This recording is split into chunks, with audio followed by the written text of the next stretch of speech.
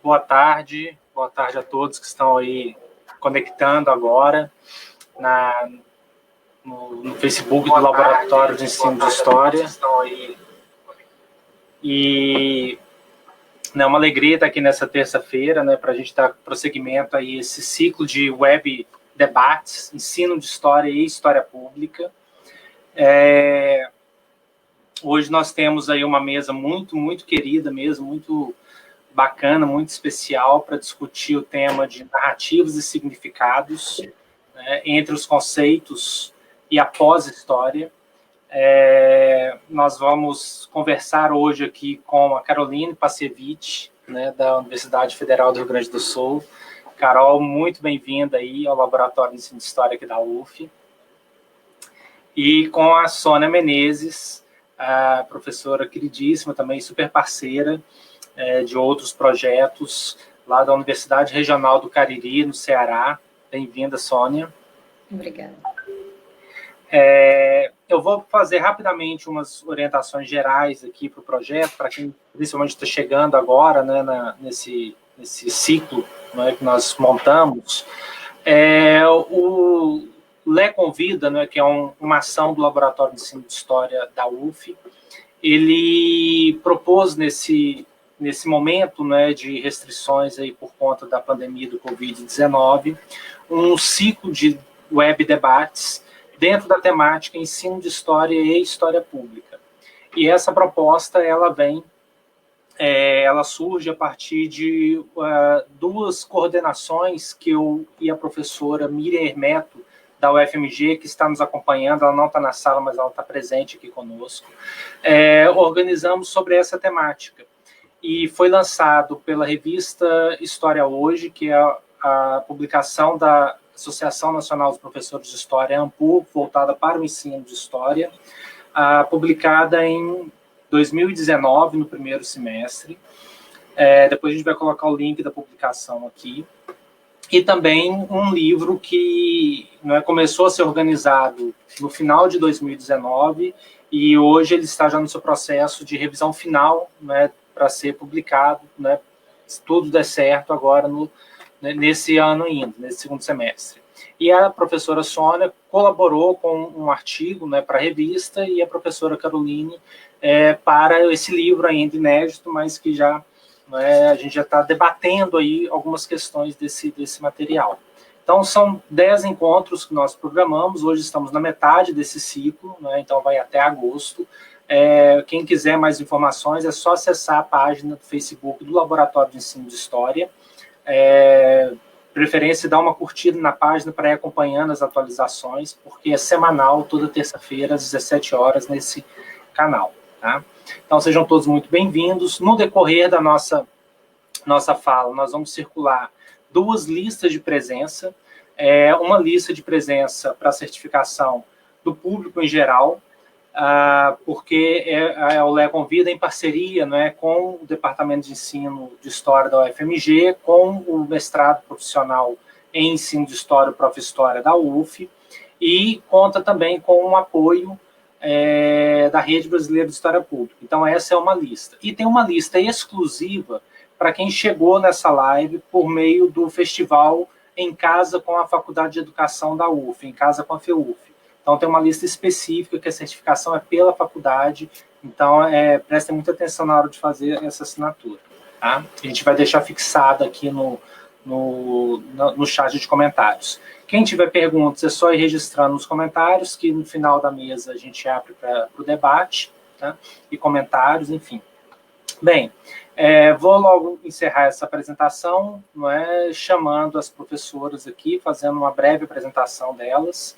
A professora Caroline é professora no Departamento de Ensino e Currículo da Faculdade de Educação da Universidade Federal do Rio Grande do Sul, onde atua principalmente nas áreas de ensino de história, utopias, políticas e formação de professores. A professora Caroline, ela foi autora do artigo Ensino de História, Narrativas que Percorrem a Escola e o Público, que é um artigo, em grande parte, motivado por uma experiência no projeto coordenado pela URGS, chamado País e o Mundo em Poucas Palavras, né, do qual ela participou aí na coordenação, e foi realizado com estudantes entre 12 e 24 anos nas cidades de Porto Alegre, Morrinhos, em Goiás, Aracaju, em Sergipe, e Ponta Grossa, no Paraná. Tá? Então, professora Carolina, muito bem-vinda. Né? Então, pedimos para você fazer a sua fala. E vou apresentar também já a professora Sônia, né, que é uma querida parceira nossa também, da Rede História Pública. Lembrando que a professora Carolina, né, coordenou o ST Ensino de História, Ensino, Educação e História Pública no último evento do Simpósio Internacional de História Pública, da Rede Brasileira de História Pública, que aconteceu em 2018 em São Paulo. E a professora Sônia também é uma grande parceira da Rede Brasileira de História Pública, não é? Ela é doutora em História pela Universidade Federal Fluminense, fez o mestrado em História Social pela Universidade Federal do Rio de Janeiro e é professora adjunta na Universidade Regional do Cariri, na URCA. As suas áreas de atuação principais são História do Tempo Presente, História e Mídia, História Pública, Teoria da História e Ensino da História, Brasil Contemporâneo e América Latina, especialmente nas ditaduras, memórias públicas e imprensa. Ela compõe também, assim como a professora Carolina, o mestrado profissional em ensino de história, o Prof. História, né, da URCA, a professora Carolina na URGS, e a professora Sônia organizou, entre algumas publicações, os livros História, Memória e Direitos, Operação Bibliográfica, O Golpe de 64 e a Folha de São Paulo, esse como um produto da sua tese, e também organizou esse livro aqui, que eu acho que é bastante interessante, até ver se eu consigo mostrá-lo, que é História Pública em Debate, Patrimônio, Educação e Mediações do Passado, com a professora Juniele, e é um livro importante aí para esse campo da história pública. Também muito bem-vinda, professora, que escreveu na revista História Hoje o artigo que tem um título que eu adoro, História para Homer Simpsons, Negacionismos e Usos Abusivos do Passado em Tempos de Pós-Verdades. Então, sejam muitíssimo bem-vindas, uma alegria aqui o laboratório recebê-las e que tenhamos uma boa tarde de conversas. Carolina, a palavra é com você. Então, boa tarde para todo mundo que está aí assistindo. Queria, deixa eu ligar aqui meu cronômetro, porque só a professora de história que não tem noção de tempo, né, é terrível, então eu preciso do cronômetro. Queria agradecer muito pelo convite, eu fiquei bem contente em ver que eu ia estar nessa mesa. É estranho a gente falar mesa, né, mas enfim, vamos usar as velhas palavras para as coisas novas, com a Sônia. Eu não tinha tido a oportunidade ainda de participar de alguma coisa junto contigo, então estou bem feliz. Sônia, obrigada por estar junto aqui. Agradecer ao Rodrigo e à Miriam pelo convite de estar aqui, de participar do livro, assim, parabenizar o Lé pela iniciativa de fazer esses encontros semanais. Então, para falar assim sobre eu vou ficar mais presa assim ao capítulo mesmo que eu acabei escrevendo para o livro, mas assim eu vou fazer referências a algumas outras coisas, a pesquisa que o Rodrigo já mencionou. Então, qualquer curiosidade, qualquer dúvida, aí a gente debate pelo chat depois, né? Então, a origem desse capítulo, eu lembro que foi mais ou menos nessa mesma época do ano que o Rodrigo e a Miriam entraram em contato, e eu estava muito em contato com a professora Valéria Filgueiras na época, e eu falei para ela, olha, recebi isso e tal, e a Valéria estava falando muito na época comigo sobre a pesquisa que ela estava desenvolvendo lá na Federal de Rondonópolis, ouvindo como que professoras e professores de história estavam trabalhando com recursos midiáticos nas suas aulas. E daí a gente começou a conversar sobre isso, e a ideia veio, a princípio a gente ia escrever junto, depois acabou não dando certo, mas ainda assim eu agradeço muito a Valéria por ter me incentivado e me animado a escrever o capítulo. A premissa principal do capítulo, né, eu não sou uma pesquisadora da história pública, mas acho que a premissa, ela justamente vem em razão disso, assim, né, quando a gente fala, eu sou uma pesquisadora do ensino de história, né? Então, como que é isso? Por que eu estou aqui, né? Porque quando a gente pensa em campo lá, pelo Bourdieu, a gente fica achando que a gente quer delimitar, né? Então, esse aqui é o cantinho de quem faz pesquisa em ensino de história, esse aqui é o cantinho de quem faz pesquisa em história pública, esse aqui é o do pessoal da teoria, enfim. E a minha ideia é justamente o contrário, assim, a premissa do trabalho, do capítulo, é de procurar quais são os encontros. Com isso, eu não quero dizer que eu não veja características muito específicas do ensino de história e da história pública, mas que eu acho que é muito mais produtivo a gente pensar nos encontros do que nas separações. E aí eu queria remeter justamente ao ST, que a gente coordenou junto lá, né? Eu, Rodrigo, nossa, agora me deu um branco o nome do professor da UF, nosso colega que coordenou junto, você lembra? O Everardo Andrade e a Sônia Menezes. A Paiva e a Sônia Vanderlei, né? A Sônia Vanderlei. E a gente falava muito disso mesmo, né? Do quanto vinha alguém que falava assim, olha, eu fiz uma pesquisa mais no ensino, mas eu entrei aqui nessa... Como era muito difícil a gente ver mesmo as fronteiras entre esses lugares, né? E aí eu fiquei pensando, preparando essa fala, como foi que eu comecei a me interessar por história pública? Eu acho, isso eu pensei ontem à noite, quando eu estava preparando isso aqui, que foi porque na minha casa, os meus pais gostavam muito daquela revista Seleções, e eles assinavam as seleções, né? Porque a gente morava muito longe, para ir na banca não dava, então era assinatura.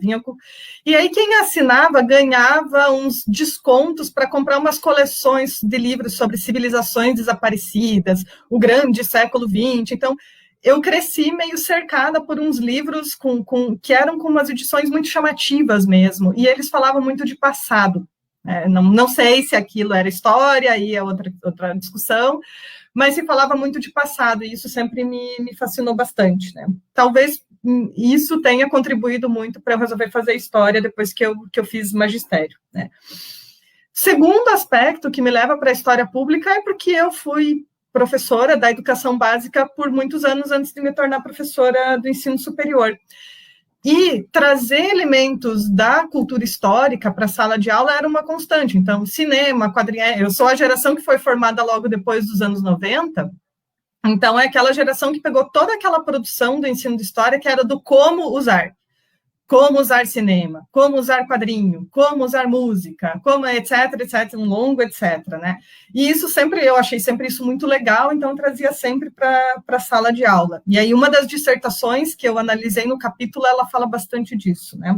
Do professor como também um mediador, né, público de fazer a comunicação entre essa produção que não necessariamente é historiográfica, mas que fala sobre história e sobre passado, né? E justamente, né, por fim, eu me interesso pela história pública por ser pesquisadora do campo do ensino de história e não gostar muito de ficar vendo essas separações, né, esses campinhos, e achar que a gente ganha muito mais se comunicando do que se separando, né? E aí, no capítulo, eu fico discutindo assim que eu acho que o ensino da história, a história pública, eles acabam tendo um estatuto muito parecido, porque ao mesmo tempo em que eles são um campo de estudo, eles também são facilmente identificados como uma prática, né? Então, quando eu estou professora lá na minha sala do ensino médio, eu estou fazendo ensino de história, mas eu estou agindo no ensino de história, né? Estou ensinando história, literalmente, né? E mesmo quando eu ainda era professora, estava lá fazendo mestrado e doutorado, eu estava estudando o ensino de história, então eu era uma pesquisadora do campo e estava produzindo conhecimento em ensino de história. E eu tenho a sensação que a história pública passa mais ou menos por esses mesmos dilemas, né? Ela é uma prática, as pessoas fazem história pública, né? Elas criam coisas públicas da história. E, ao mesmo tempo, tem pessoas que sentam lá e vão fazer uma discussão, teorização, uma pesquisa sobre história pública. Eu me lembro aqui de um exemplo bem legal, quando eu estava dando uma aula bem básica lá sobre Antiguidade Oriental, e falando da Babilônia e tudo mais, aí um aluno ergue a mão e diz assim: professora, mas por que o Bob Marley fala tanto de Babilônia nas músicas dele? E daí você fala assim, que fantástico, sabe? Um aluno fazer uma conexão dessa e trazer um elemento lá da cultura, que também é passado, né? Porque imagina, essa pergunta provavelmente veio em 2013, por aí, numa aula que eu estava dando. Bob Marley já era falecido há muito tempo quando o menino me faz essa pergunta, né? E aí, então, já é um passado em cima de um passado, em cima de outro passado que ele está fazendo lá. E, ao mesmo tempo, então, eu posso viver isso e ter esses questionamentos como professora de história, e, ao mesmo tempo, eu posso desenvolver um trabalho de pesquisa, que é mais ou menos o que foi feito no projeto O País e o Mundo, em poucas palavras, que é ouvir essas narrativas dos alunos sobre o passado e teorizar sobre elas. O que não é a mesma coisa do que dizer como ensinar sobre a Antiguidade Oriental, que aí é um outro tipo de produção também, né, que tem um caráter um pouco mais normativo, que se inspira na pesquisa, se inspira nas práticas para fazer algum tipo de proposição. Né?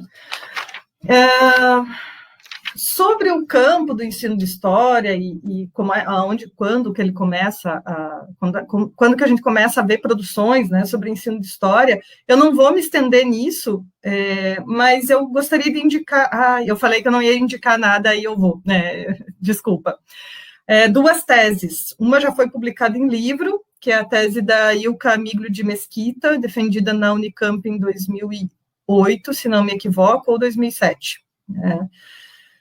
E a tese da Yara Alvim, orientada pela Ana Maria Monteiro, defendida na UFRJ em 2017. Essas 2 teses, as autoras fazem um estudo muito interessante a partir dos fóruns que discutem ensino de história. Então, no Simpósio Nacional de História, elas olharam para os GTs que falam sobre ensino. Ela olhou, a Ilka, né? Sobre os GTs de ensino de história no Simpósio Nacional de História e estudou também os 2 encontros nacionais, né, o Perspectivas e o Pesquisadores do Ensino de História. Trabalhou também com depoimentos, então ela faz uma história do ensino de história bastante interessante, e a Yara entrevistou 3 professoras de mais ou menos 3 gerações diferentes que foram criando esse campo, né, a Ernesta Zamboni, a Selva Guimarães e a Sandra Regina Ferreira de Oliveira. Então, elas têm uma abordagem diferente de pensar a história, mas elas fazem uma caracterização que eu acho muito válida do que é o campo do ensino de história. E aí eu acho que talvez a gente consiga ver uma outra aproximação interessante com a história pública, que é o fato de que, ao contrário do que Bourdieu diz, né, que um campo, ele cada vez se especializa mais e a cada vez mais os pares ultra especializados que vão regulando quem entra, quem sai, quem diz o que é e o que não é desse campo. No caso do ensino de história, se a gente não dialoga com as políticas públicas, então, PIBID, Prof-História, BNCC e um longo, etc., e se a gente não participa desses debates públicos, e se a gente não dialoga de perto com quem está na sala de aula ensinando história, esse campo não se valida legal. Ele não se constituiu assim e ele não se faz assim, pelo menos a meu ver, e eu não gostaria que ele deixasse de ser assim, esse campo, né? Os pares, então, no caso do ensino de história, eles precisam ser alargados e não ficar restrito, né, aos especialistas. Penso também que esses 2 campos, o ensino de história e a história pública, são bastante abertos ao diálogo com outras ciências ou com outras disciplinas. Não que a história não seja, claro que evidente que não, mas eu acho que isso fica mais forte no caso dos nossos campos, né? Falar sobre cinema, falar sobre quadrinho, falar sobre literatura, teatro, e no caso do ensino de história, um diálogo que é necessário, imprescindível com a educação. Não tem como fazer pesquisa em ensino de história sem isso. isso não significa que os conceitos da história não sejam centrais para ambos, né? Tanto história pública quanto ensino de história. E um terceiro ponto é que me parece que há implicações éticas e estéticas muito intensas envolvidas nesses dois campos, porque a gente se preocupa com o que está sendo falado, para quem está sendo falado, com quem está sendo falado. Isso é muito forte no ensino de história, né? Tem todo o fato de que o ensino de história nas escolas é regulado por uma legislação, um professor, uma professora, quando é concursado, ele assume uma responsabilidade diante dos direitos humanos que a Constituição Federal assina, então ele tem uma responsabilidade que é maior do que só falar sobre o passado, né? Então, existe essa preocupação dessa comunicação com o público, que até às vezes, quando eu falo sobre isso, parece meio moralista e ultrapassado, mas não é. Eu acho que cada vez mais está muito importante a gente reforçar isso, desse nosso compromisso ético e estético também com a comunicação com esses públicos, né? E é importante considerar que o público de quem dá aula na escola é um público de pessoas menores de idade, pessoas ainda em formação, que precisam de um acompanhamento importante, de uma profunda responsabilidade do professor, da professora de história. Então, aqui, daí me inspirando bastante no que o Ricardo Santiago tem escrito sobre história pública, eu gostaria de dizer, assim, que no caso desses dois campos, de novo, o que diz o que nós somos e o que nós fazemos é muito mais os processos de construção desses conhecimentos do que necessariamente a existência de um produto. Então, é história pública porque fez uma peça de teatro, porque fez um disco, porque fez um... Não necessariamente, né? E é ensino de história porque fez um material didático, porque não necessariamente. É mais tudo isso, esses 3 pontos que eu falei anteriormente, que estão implicados nesse processo de produção de conhecimento. E daí, para chegar assim mais na discussão mesmo que eu faço no capítulo, mais sobre o ensino de história, eu fiz 2 movimentos. O primeiro foi olhar o banco de dissertações e teses da CAPES e procurar se tinha alguma coisa bem específica, assim, ensino de história e história pública, de preferência no título, no resumo, assim, mas que efetivamente as pessoas quisessem, de fato, olhar para a conexão. E eu só achei 2 dissertações. Pode ser que eu tenha visto errado, pode ser que eu tenha comido alguma coisa, mas, enfim, revisão de literatura é assim mesmo, às vezes a gente pula alguma coisa. Então, uma é do Prof. História, outra é de mestrado acadêmico em História, uma do Renan Caldas, de 2018, orientada pela Juniele Rabelo, e outra do Daniel Pereira, de 2016, orientada pela Sônia Vanderlei. E, assim, tirando a nata do que esses 2 mestres, né, falaram, o Caldas reforça, ele forja uma expressão que me chamou muita atenção. Ele diz assim, os professores são vistos como intelectuais públicos transformadores. Ele pega aquela expressão do Giroud, intelectual transformador, e coloca a ideia de ser um intelectual público, que era daquela sensação que eu falei para vocês que eu tinha no começo, que eu estou sempre trazendo elementos da cultura histórica, da história pública, para dentro da sala de aula. E ele complexifica um pouco mais, aqui eu estou simplificando muito. E a ideia a expressão que o Daniel Pereira forja é da literacia histórica pública, pensando justamente em como, isso eu acho sensacional da dissertação dele, porque ele pensa assim, como é que uma pessoa que foi formada para ensinar história em situação de sala de aula, sai da situação de sala de aula e começa a produzir conteúdo para podcast sobre história, para um público maior. Então, a relação com o público fica bem interessante na reflexão desses dois pesquisadores, do Renan e do Daniel. E eu concluo o artigo com alguns dados dessa pesquisa, em que a gente coletou narrativas de jovens desse leque de idades de 12 a 24 anos, nesses municípios que o Rodrigo apresentou, e é evidente que é uma pesquisa que não tem nenhum tipo de possibilidade de generalização, né, porque tem um número restrito, não é representativo e tal, mas eu acho que ele me permite dizer uma coisa que eu sempre quis poder dizer com alguma base empírica, né?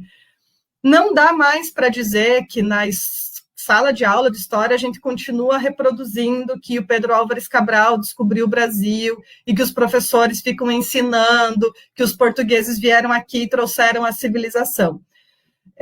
Os alunos não falam mais disso, eles já contestam tudo isso, mas ficam faltando várias outras coisas, que aí acho que na hora do debate eu posso, se alguém tiver interesse em saber o que veio, eu posso responder, né? Mas era isso que eu queria apresentar de início, assim, mais essas premissas mesmo do artigo, e depois a gente vai para a discussão. Mais uma vez, obrigada, e estou ansiosa aqui para escutar a Sônia. Que ótimo, bom te ouvir, Caroline. Acho que você trouxe elementos super legais aí para fomentar as reflexões hoje sobre o debate, sobre esses espaços, né, ensino,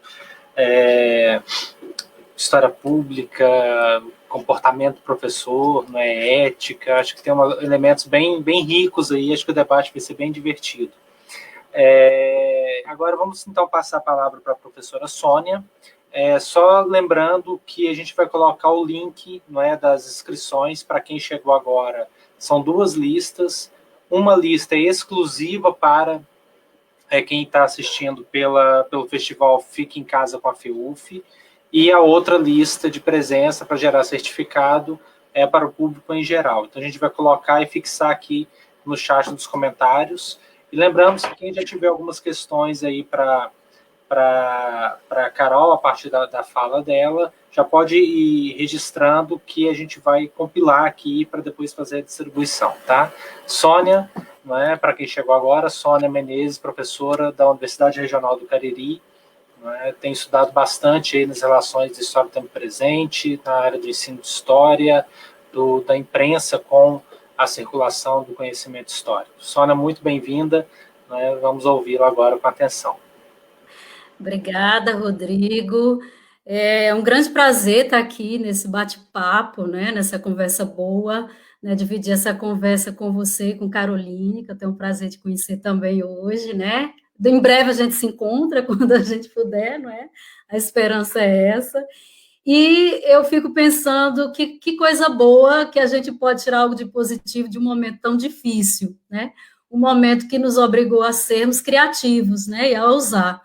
E aí, com tanta coisa interessante e com tanta coisa boa sendo pensada, né? Eu acho que esse é um ponto que a gente pode dizer, né, passado tudo isso, quando a gente for parar lá na frente, dizer o quanto também a gente pôde criar e aprender, não é? No momento que foi muito difícil, está sendo tão difícil para todo mundo. Bom, então eu queria agradecer muito esse convite do Lé, do Rodrigo, da Miriam, são pessoas queridas, que eu tive o prazer de conhecer há alguns anos aqui no evento de História Pública que a gente fez no Cariri, e que só tem me trazido alegria todas essas parcerias que a gente tem feito desde então. Então, hoje eu venho mais trazer alguns problemas, né? Talvez algumas perguntas para a gente pensar um pouco essa relação de história pública e ensino. Há alguns anos eu tento fazer esse processo de reflexão e eu tenho me feito muitas perguntas, e é sempre bom a gente partilhar essas perguntas com tantos colegas competentes, né, para a gente partilhar um pouco até dessa busca de respostas. E a primeira pergunta que eu gostaria de fazer, que talvez me impulsionou um pouco na produção desse artigo que foi produzido para a revista História Hoje, né, que o Rodrigo mencionou aí, que é uma história escrita para Homer Simpson, né, mais ou menos esse o título, é pensar como, de repente, o ensino se tornou um problema público, o ensino de história. Não apenas no sentido de política pública, mas de demanda pública sobre esse tema, né? A gente sabe que durante todo o século XX nós tivemos momentos muito capitais de interferências, de discussões sobre o ensino, do ensino de história, sobre avanços.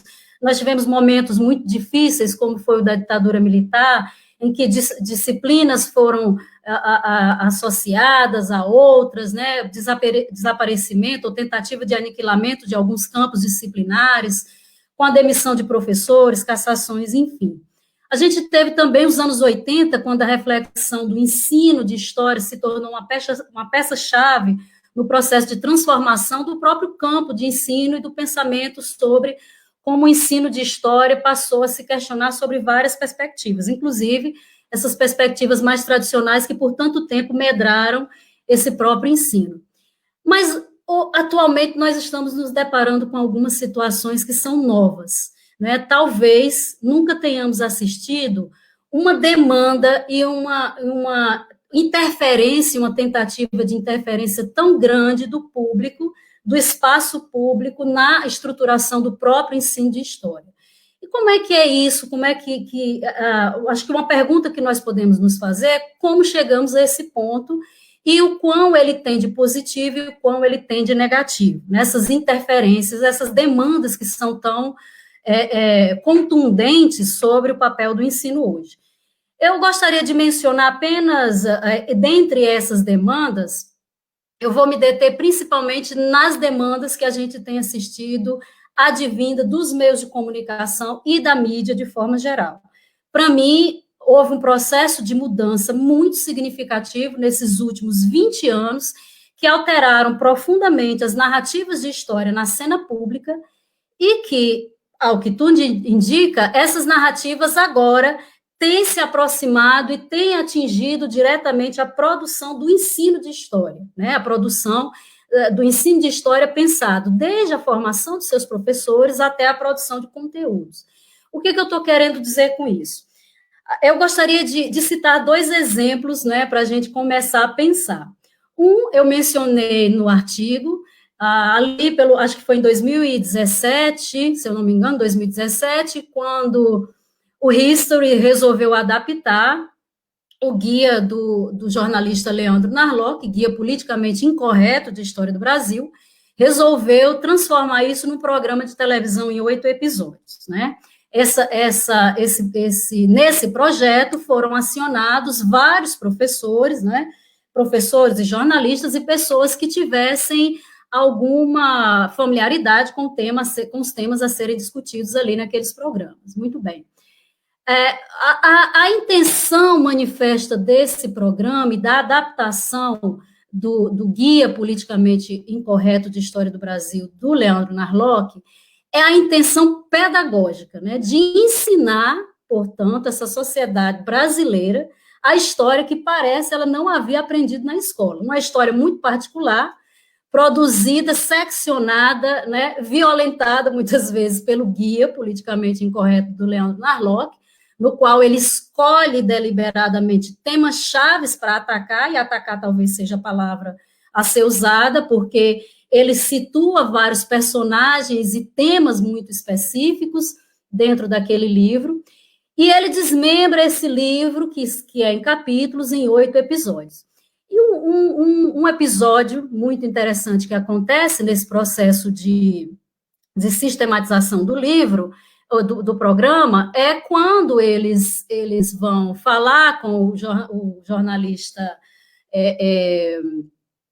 Lira Neto e pedem que o jornalista fale para quem tivesse, como se estivesse ali do lado de lá da televisão, alguém como Homer Simpson, né?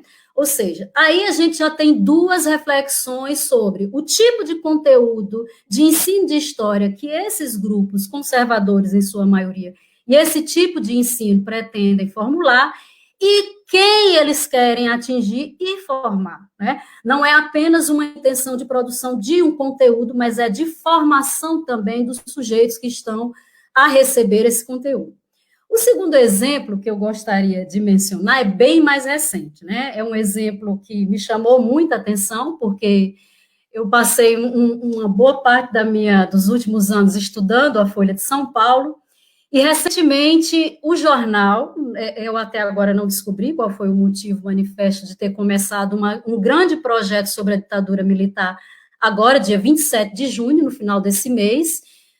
Quero dizer com isso que não há vamos dizer, uma referência efeméride, porque o jornal ele veio tratando desse tema várias vezes, sobretudo em efemérides, sobretudo quando se colocava algum acontecimento emblemático relacionado ao episódio da ditadura militar, então sempre o jornal produzia cadernos. Mas, dia 29, ele resolveu lançar um grande programa de marketing e um grande programa editorial, talvez possa se chamar assim, para ensinar o brasileiro sobre a ditadura militar. E ensinar não é no sentido metafórico, ele realmente propôs uma série de atividades entre textos, colunas, né, entre matérias e até um curso oferecido pelo jornalista Oscar Pilagalo para ensinar sobre a ditadura militar.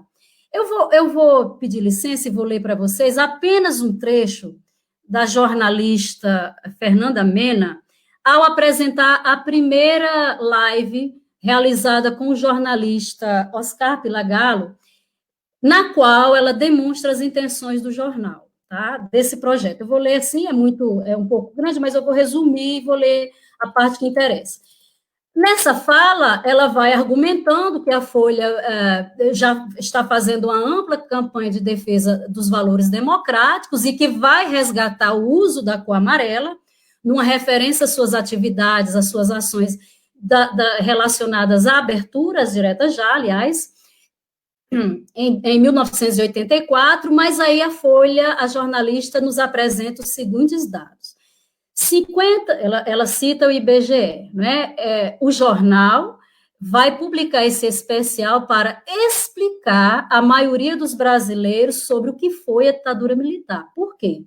Porque, segundo dados do IBGE, 54% dos brasileiros, eu estou pegando dados da citação, não haviam nascido em 85 e outros 10% tinham menos de 10 anos. O que, segundo a jornalista, daria 69% dos brasileiros que não sabem de nada sobre a ditadura militar.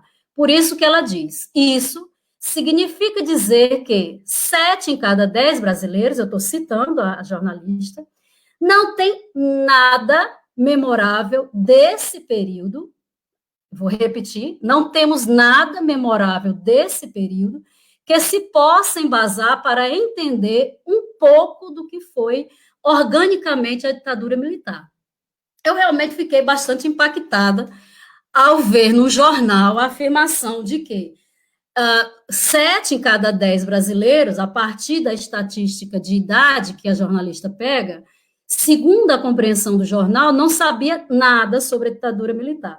O que ela nos diz, no fundo, que traduzindo isso, o jornal quer dizer que também não tivemos ensino de história nesse país, como se nunca esse tema tivesse sido trabalhado em qualquer escola, como se nunca não tivesse havido ou mesmo uma produção cultural sobre esse tema, nessa dimensão pública, publicações ou mesmo na própria academia, para nem mencionar mais diretamente esse assunto. Então, o que a gente percebe, né? Nos últimos anos, a gente tem visto um processo de transformação, de produção de narrativas públicas sobre a história, que tem se apresentado em vários momentos e se modificado de forma muito significativa. Talvez a primeira ação, né, o primeiro movimento mais concreto que a gente pode identificar desse movimento ocorre ali no início dos anos 2000, quando, por exemplo, a Rede Globo produz um grande projeto de história, cria uma grande efeméride nacional, que seria os 500 anos de descobrimento. Ali a gente tem a instauração de uma narrativa pública midiática, ou seja, os meios de comunicação e os grandes grupos de mídia do país passaram a dizer, nós vamos produzir narrativas midiáticas para a grande população, né? Para a grande parte dessa população. Ao longo desses 20 anos, nós assistimos vários movimentos em que os meios de comunicação estiveram diretamente relacionados com processos de modificação importantes sobre a construção de narrativas, mas não apenas isso. Narrar e construir histórias para a cena pública não era suficiente, era preciso atacar também o ensino.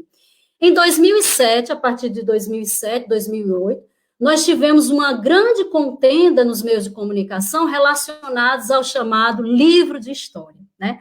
Esse debate, foi aí onde foi forjado aquele conceito, o livro do MEC, né? Nesse cenário aí de construção e desconstrução, de deslegitimação dos livros didáticos de história, porque a partir de um livro, ou do livro de Schmidt, da coleção Araribá, né, que eles tomam esses dois, principalmente o Ali Camel, e outros, não foi só ele, né, essa discussão, ela atinge massivamente os vários meios de comunicação, se estrutura ali os argumentos fundamentais para sustentar a ideia de uma doutrinação do ensino de história, né? Então, uma produção que já caminhava para realizar uma série de narrativas públicas sobre o passado, e eu estou me referindo apenas a essas narrativas que são produzidas, não estou falando nem do papel dos meios de comunicação como produtores de acontecimentos, propriamente dito, mas de uma produção de narrativa, vemos esse movimento avançar em direção ao ensino de história. É claro que nem todas essas narrativas públicas são mal intencionadas, ou são conservadoras, ou são negacionistas, mas, nos últimos anos, aquelas que têm trazido os piores efeitos para o ensino de história. A partir dessa contenda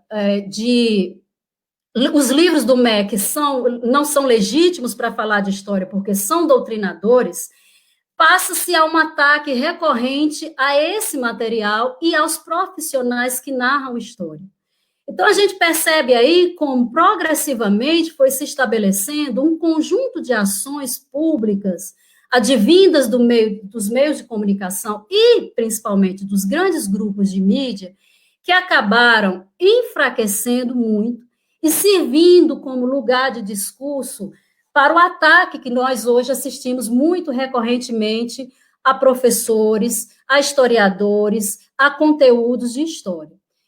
Ali, o livro do Narlock é muito interessante. O livro do Narlock é publicado em 2009, 2 anos depois dessa contenda contra os livros do MEC.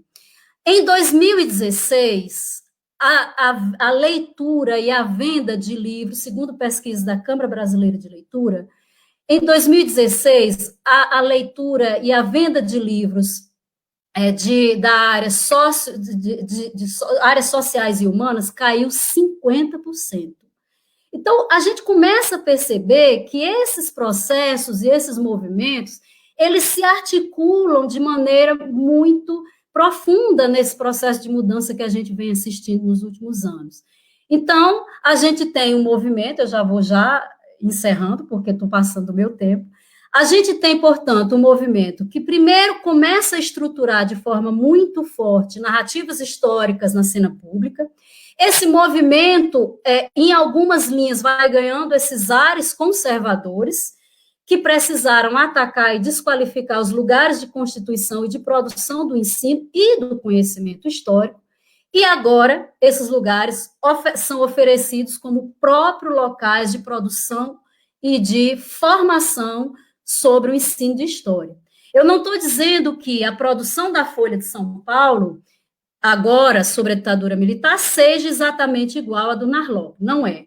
Mas a Folha, né, ao se colocar como canal de democracia, como local autorizado a ensinar história, omite que foi um dos principais veículos de comunicação que apoiou o golpe de 1964 por mais de 10 anos. Há, inclusive, relatos de, talvez, ações clandestinas, né, de auxílio vinculados ao jornal. E mais do que isso, mesmo que nós consideremos que sim, claro, a Folha ou qualquer grupo pode contar história, pode ensinar história, a gente não pode esquecer que o jornal e o grupo que aí está foi também, novamente, um dos principais apoiadores do golpe de Estado que derrubou outra presidente do país. Então, a gente pode se perguntar quais os elementos de legitimação que esses veículos também têm para ensinar história. Então, é um problema, são questões para a gente pensar, e aí eu vou parando por aqui, Rodrigo, e obrigada. A gente abre aí, acho que a gente pode aprofundar questões no debate. Obrigada. Sônia, muito obrigado também pela sua fala. Acho que são questões realmente muito urgentes, né, para a nossa prática enquanto professor, enquanto historiador, e como que essa tensão, não é, do ensinar história hoje está na sala de aula do ensino básico, não é? Então, trabalhando, por exemplo, com práticas de ensino, né, pesquisa e práticas de ensino que envolvem aí o estágio supervisionado em história, é muito fácil perceber o aumento, né, numa curva de relatos dos estudantes nas salas de aula do ensino básico, de enfrentamentos, né, de questionamentos ao saber, né, do professor, né, não pela autoridade do professor por si só, mas muitas vezes contestando, né, todo um trabalho que tem um lastro dentro da historiografia, que já tem uma fundamentação em pesquisas anteriores por trabalhos como esse que você acaba citando, né, Sônia? Trabalhos que não primam, né, por uma metodologia de pesquisa, né, de cuidado com as fontes, de um rigor na elaboração teórico-conceitual desses elementos. Então, assim, acredito que as falas de vocês hoje aqui nos colocam questões muito importantes mesmo. Acredito que o público que está aí acompanhando a gente, e nós temos uma boa audiência hoje, assim, mais de 100 pessoas aí acompanhando essa sala. Vou aqui aguardar um pouco as perguntas, né? Preciso agora que o pessoal aí comece a escrever aí no chat, enquanto o pessoal se organiza, porque como a Carol falou, né, a gente está dando velhos nomes para novas práticas, né? Quer dizer, então essa mesa, a mesa virtual, ela mantém um pouco aquela tradição. As pessoas ficam um pouco tímidas para fazer a primeira pergunta ainda, e aí a mediação acaba tomando esse papel aqui de colocar alguma questão. Na verdade, não é nem muito uma questão, é mais uma observação mesmo aqui como intermediadora aí da conversa, que é um comentário de vocês, como que vocês estão percebendo, não é, essas dificuldades, né, do ensino de história, porque existe essa diferença da pesquisa historiográfica e do seu ensino de história, sem passar pela transposição didática, não é, lá do Chervel, que seria simplesmente deslocar e adaptar um conhecimento mais complexo para uma linguagem mais superficial. Né? Acho que não é esse o nosso problema aqui enfrentado. Né? Acho que, como a Sônia colocou, está muito a ver com a própria questão do valor da história na sociedade. Né? A quem interessa o esquecimento? A quem interessa essa revisão ideológica, não é, com intenções muito bem delimitadas de deslegitimar todo o saber para criar uma versão não corroborada em fatos históricos? Então, esse processo de disputa pela história, essas guerras pelas narrativas, me parece que é o grande desafio do professor hoje e também do estudante do ensino de história. Lembrando que no ensino médio, a especificidade da história, ela caducou. Né, ela cai com a reforma do ensino médio, né, obrigatória só no primeiro ano, depois uma grande área de humanidades aí. Então, assim, o que está se desenhando, né, para esse campo do país hoje é bastante complicado, né, para o campo da educação de um modo geral e o campo das ciências humanas e da história fundamentalmente. Então, eu queria, assim, se possível, vocês pudessem falar um pouquinho, né, se é possível pensar, recuperar um pouco essa importância da história, talvez dentro daqueles pilares que a Carolina levantou aqui, de algumas questões éticas, não é, ou de uma conduta profissional, não é, alguns rigores de uma conduta profissional do professor, a partir dos conceitos. Não é, como é que o estudo, não é, como é que desenvolveu os trabalhos dos conceitos e dos fatos históricos, se nós perdemos um pouco isso em algumas narrativas muito abertas. Né? E aí, se essa discussão ela pode ser contrabalançada com como que vocês estão percebendo, não é, o desenho desse ensino no pós-pandemia, né? Durante essa pandemia, e como é que isso tem acometido, porque eu falo aqui do Rio de Janeiro, né, Niterói, o estado do Rio, acompanho muito de próximo, né, o estado de Minas Gerais com minha terra natal, a Sônia aqui falando do Ceará, a Caroline falando, né, do Rio Grande do Sul. Acho que nós temos aí uma geografia variada E é interessante, talvez, ouvir um pouco como que esse processo de percepção do ensino básico, nesse momento, ele está sendo pensado. Como é que vocês veem recuperar a importância do ensino de história no momento em que a escola está sendo, não é, pulverizada? Não é? Então, enquanto eu coloco essa questão, não é uma questão, é mesmo uma reflexão, se vocês puderem desenvolver, enquanto a gente vai organizando as perguntas aqui do público, tá bom? Vamos começar com a Caroline. Rodrigo, que pergunta ou comentário, difícil pra caramba, né? Mas eu estava ouvindo a Sônia e pensando duas coisas que talvez se relacionem com a reflexão que você propõe. Quando me chamou muita atenção, Sônia, quando você ressaltou que essas propostas que você estudou estavam se propondo a ensinar. E eu acho que isso é interessante, porque nessa pesquisa que eu fiz, eu falei, ela tem todos os problemas, porque, né, um número pequeno de pessoas, ok, mas são muito poucos os fatos históricos, por assim dizer, evocados e citados pelos alunos. A grande campeã, né, nessa pesquisa que eu fiz é a Conquista. Eles, inclusive, são muitas as narrativas em que eles dizem assim, dizem que foi descobrimento, mas não foi, daí eles explicam que foi conquista, que foi violenta, que foi... A narrativa desses alunos é de denúncia, e a denúncia de um passado violento, racista, e que daí tem alguns problemas, porque daí eles pegam este passado fixo da conquista e jogam direto para o tempo presente.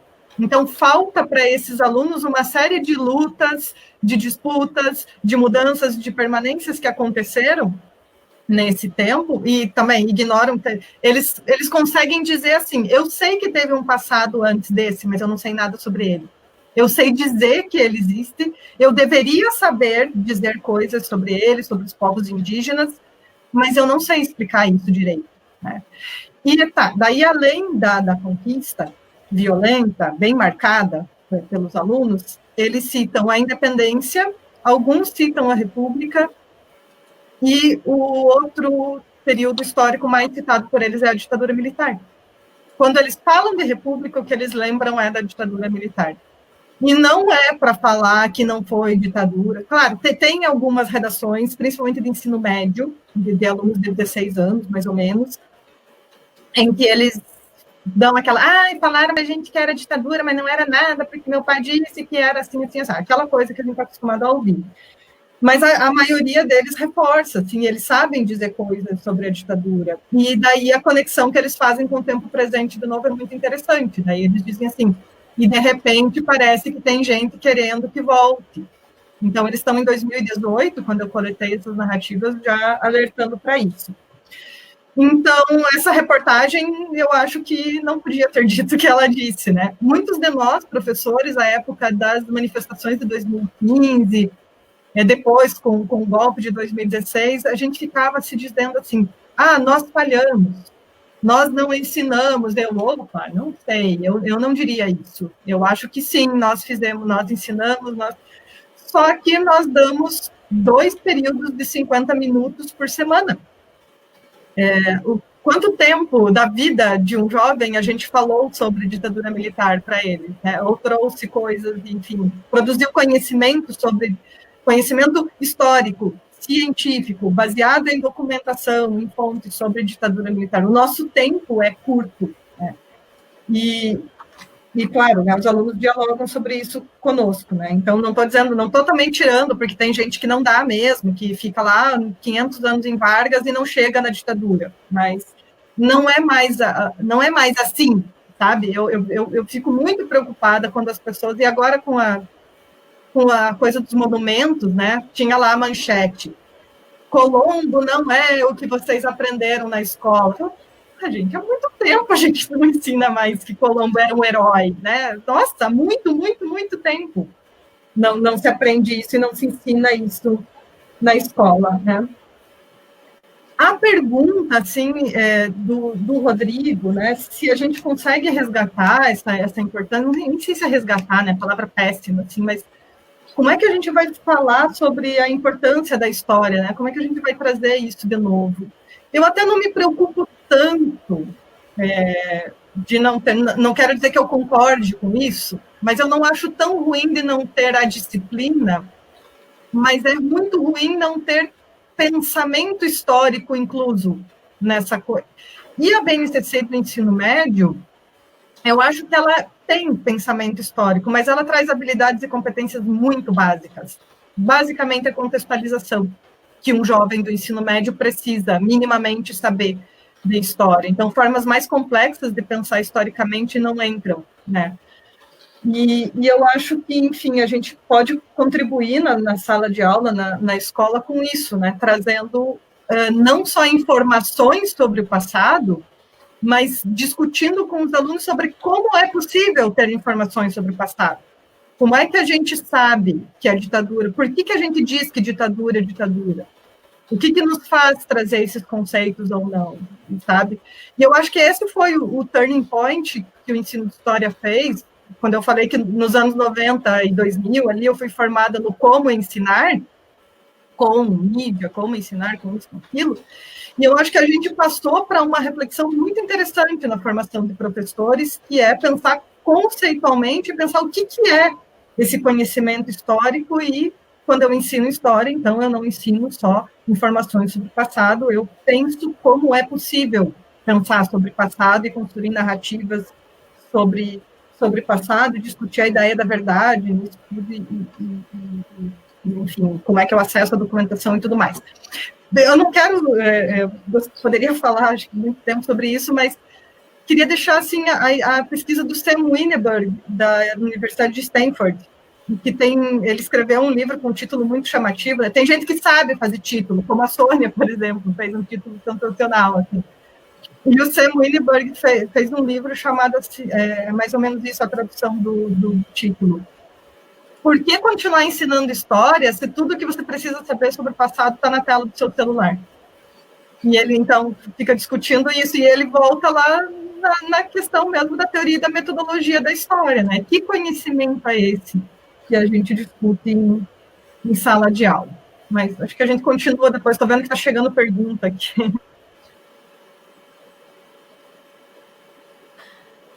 Vou falar rapidinho, porque eu estou vendo aqui que está fervilhando aqui o site. Eu acho, Rodrigo, que a gente tem que aproveitar. Eu penso que, assim, talvez a história nunca tenha tido uma visibilidade ou importância pública tão grande, né? Eu acho que a própria intenção desses vários grupos e pessoas em produzirem, e aí, é claro, que eu tô considerando que sempre chama a atenção disso, nem toda narrativa pública de história é ruim, obviamente, né? Nem toda narrativa que advém dos meios de comunicação, da mídia, é narrativa ruim, tem muita coisa interessante, mas eu me refiro principalmente, foi o que eu tentei apresentar aqui, essas narrativas conservadoras e negacionistas. Mas e aí é uma opinião, eu penso que nós precisamos mudar, efetivamente, e mudar a perspectiva do processo de formação, que vai desde nós, professores, nos cursos de licenciatura, né? As licenciaturas, elas realmente têm que se repensar. A gente fala muito de licenciatura, é claro que eu estou falando assim de uma forma geral e a partir de algumas realidades que eu conheço, mas até muito pouco tempo atrás, boa parte das nossas licenciaturas eram bacharelescas, né? A gente tem uma produção, um travo muito grande da licenciatura se assumir como licenciatura e depois produzir esses elementos fundamentais para a formação de professores atuarem no ensino, e hoje o problema ficou maior, porque além da gente atuar em sala de aula, a gente tem que partir dessa perspectiva de domínio dessas várias narrativas que adentram ao universo escolar, que nós não poderemos ignorar. Então, por exemplo, quando um aluno chega para mim e pergunta, professora, como eu já vi professores do Prof. História relatando, Hitler foi legal? Ele foi bom, né? Ele não era racista. A pessoa está dando idade média, pare, por favor, não deixe isso prosperar. Então, eu acho que tem algumas questões que eu acho que esse é o momento propício, eu acho que o Prof. História tem dado uma contribuição fenomenal nesse processo de mudança, eu acho que ele é uma ponta de um iceberg importante, mas eu acho que tem que ser uma mudança que vai desde a base de formação da licenciatura, que prepare o futuro professor para lidar com isso, do jeito que a gente fazia, por exemplo, a didática geral, a gente precisa fazer agora uma disciplina de recepção, de produção de conteúdos, entender como é que faz um podcast, porque é preciso perceber que ensinar também vai passar e passa por essas novas ferramentas. Os alunos de história adolescentes, eles não estão mais para sentar em sala de aula e escutar uma narrativa de 50 minutos, modorrenta, muitas vezes, que é muito atrelado ao livro, não que o livro deixe de ser utilizado, mas que não faça essas interconexões. É claro que existem muitos exemplos bons, mas eu penso muito nessa perspectiva geral do próprio processo de construção do ensino a partir das licenciaturas no Brasil, né?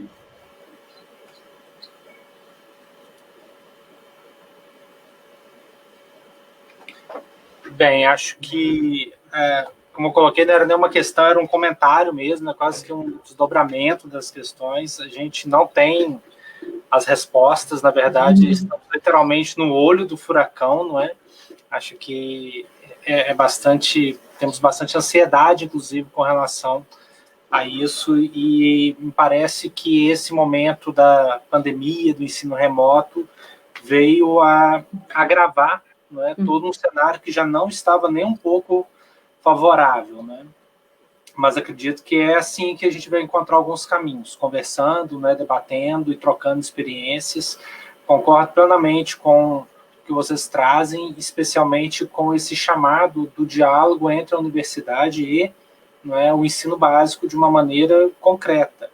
Né? Acho que os exemplos aí dos programas de formação de docência, né, incentivo à docência antigos, né, o PIBID, o Residência Pedagógica, o Prof. História, como uma formação continuada para o professorado, mestrado profissional, são fundamentais. Né? Temos muito que lutar para que eles retomem, né, os seus projetos, os seus propósitos iniciais, sejam mantidos e ampliados. Pessoal, nós estamos com um conjunto muito grande de perguntas, isso é muito bom, porque mostra como que as falas foram provocativas. Eu já consegui cadastrar aqui 4 blocos, não dará para apresentarmos todas elas, não tem como. Eu fiz uma organização aqui, eu tirei da ordem das perguntas, porque eu fui buscando algumas tematizações aqui. Então, eu vou fazer o seguinte, eu vou fazer 3 blocos de 3, se der tempo, né? Senão a gente faz 2. As perguntas estão aqui já blocadas, e aí eu repasso para a Sônia e para a Caroline, se elas puderem, não é, tecer algum comentário, a gente retorna para o arquivo quando ele for disponibilizado no YouTube, tá bom? Então, eu juntei aqui algumas temas que dialogam mais ou menos, e elas pedem comentário, né, de ambas, tá? A primeira, eu só perdi o nome do autor aqui, me perdoe, porque na hora que eu cortei e colei, o nome desapareceu. Mas eu queria saber a opinião das professoras sobre o sucesso de canais de jornalistas no YouTube sobre história, por exemplo, do Eduardo Bueno, em detrimento de canais de historiadores sobre história. O Marcelo Correia, a Júlia, nossa querida Júlia, conseguiu recuperar aqui. E acho que na mesma linha de diálogo vai o Ivanilson, como se dá a relação entre aprendizagem histórica a partir das diferentes culturas históricas existentes, tendo o professor como intelectual público, que é até um conceito, né, que a Carolina recuperou com a tese, com a dissertação, a partir do Giraud, né? A Juliana Alves, né? Como vocês veem essa ausência de limite entre conteúdo para o entretenimento e conteúdo pedagógico? Parece que esse tipo de produto intitulado História do Politicamente Incorreto quer eliminar essas fronteiras. E, por fim, né, como está bem blocado assim, comentem sobre o que vocês acham de canais que abordam história em plataformas como YouTube, como esse campo está sendo disputado. Então, a gente vê que essas questões são 4, mas elas estão muito na mesma interface. Podemos inverter agora, começar com a Sônia e passar para a Caroline? Ou se quiser manter a ordem, não tem problema também não. Pode ser, Sônia? Pode ser, pode ser.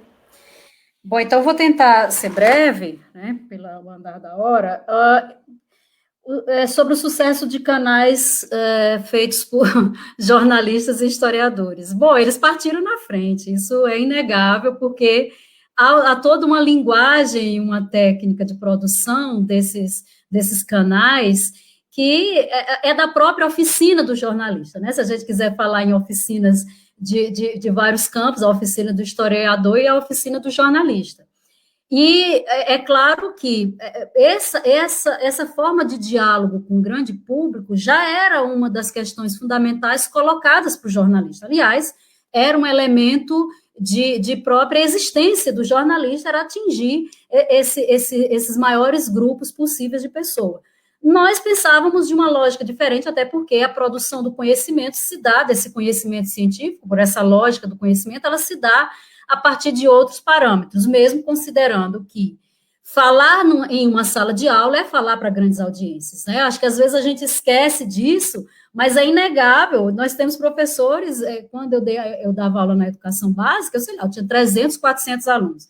É uma audiência extremamente considerável que você passa uma boa parte do ano ali, às vezes 1, 2, 3 anos, com aquele público, vou usar assim, muito entre aspas. Então, eu não vejo exatamente um problema. O problema, para mim, é quando essa produção é uma produção abusiva, né? É uma história abusiva, para lembrar o conceito de Anton de Witt, né? Aquela história deliberadamente produzida para enganar e que tem finalidades políticas muito demarcadas. Porque quando você pega, por exemplo, um canal do Brasil Paralelo, produzido por uma empresa, bancado por uma série de pessoas que têm articulações e interesses políticos de transformação e de controle político dentro do país, você vê que a história produzida por eles está intimamente vinculada a esse projeto, né? Então, eu acho que esse é uma questão fundamental. Isso nos leva essa fronteira quase sempre muito tênue entre o entretenimento e o conteúdo, ou o ensino e o conteúdo, que quando o History diz que...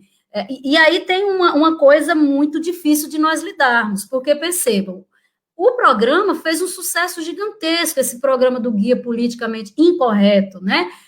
Fez um sucesso muito grande no canal. Ele foi para além do canal, porque ele foi compartilhado no YouTube, e a gente, de certa forma, nós não temos ideia a quantidade de pessoas que foi atingida por esse conteúdo. Mas isso é uma estratégia poderosa, né, de atuação, de ensino, ou seja, ao mesmo tempo em que eu produzo um conteúdo colorido, que remete a games, que remete a esse universo rápido das redes sociais, da internet, né? Essas dinâmicas todas, eu estou introduzindo ali uma série de conteúdos históricos extremamente problemáticos. Então, esse é um desafio que a gente vai ter que enfrentar, que é essa íntima relação entre entretenimento e ensino. Então, muitas vezes, na dimensão pública, isso não se separa. Quem faz essa tarefa difícil de separar somos nós, historiadores, como, por exemplo, a gente pega aquele filme Entre Armas e Livros, que é do Brasil Paralelo, e a gente começa a analisar aquele conteúdo, a gente fica chocado com o tipo de produção, com o conteúdo que está circulando ali.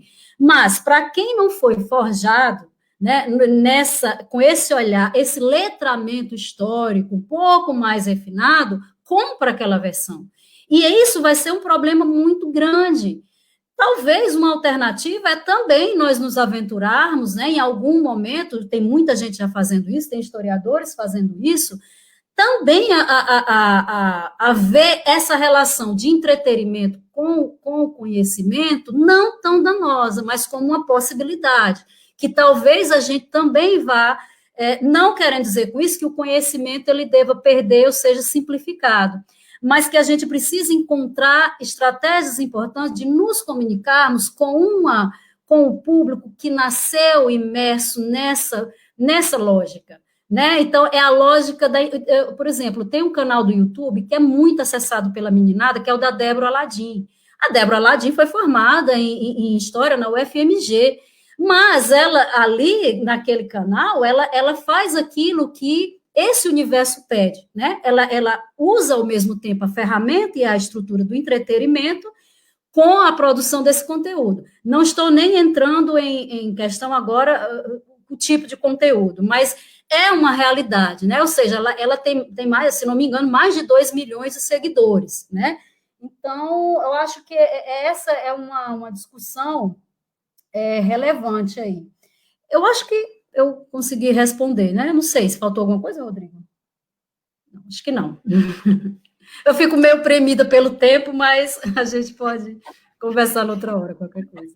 Eu vou tentar seguir o exemplo aqui da Sônia e ser bem cirúrgica, assim, que é difícil. Eu vou ficar com foco mais na parte do entretenimento e aprendizagem, que é bem mais minha praia, assim, para responder, mas para dizer assim, por que esses canais do YouTube, como disse a Sônia, a gente está perdendo para eles, assim, siga o dinheiro, né? Como os caras têm grana, assim, não tem como comparar o que... E mesmo assim, se você pegar e fizer a proporção, o que os professores e as professoras conseguem fazer em sala de aula apenas com a vida que está ali dentro da sala de aula é impressionante, assim. Acho que esse é um outro ponto que eu não falei, assim, que diferencia a nossa relação de professores com o público, porque o nosso público perdão usar a expressão que o Escola Sem Partido lá usa, é cativo. Eles estão obrigados a estar em sala de aula, né? Eles não vão acessar o canal do YouTube porque eles querem ou porque estavam zapeando na TV e chegou lá, né? Mas a gente consegue fazer um negócio, assim, dentro da sala de aula que é viajar com eles. E a gente escuta. Eu acho que essa é a grande diferença. A gente conversa. O que acontece numa sala de aula, e eu gostaria de trabalhar com a ideia de entretenimento e aprendizagem por aí, assim. O que acontece na sala de aula não é passar informações.